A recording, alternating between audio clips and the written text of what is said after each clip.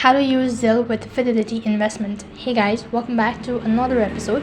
In today's video, I'm going to show you how you can use Zelle with Fidelity investment. So basically, you can use Zelle in order to pay, transfer, or request for money on Fidelity investment.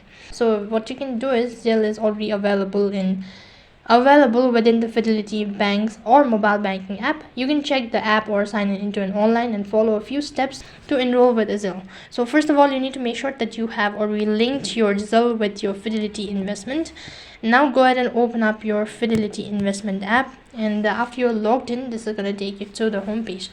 Now once you're logged in, you'll be able to see the main menu page. So from there, you need to see transfer and pay.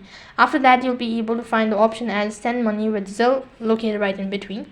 So once you've done that, you can enroll your email address or US mobile number, and you're all ready to start sending money and receiving money with Zelle. So all you have to do is just follow the prompt, and that's basically how you can use Zelle with Fidelity investment. So that is all for this video. I hope the video was helpful. Make sure to like, share, and subscribe to our channel. Thank you for watching. See you in the next video.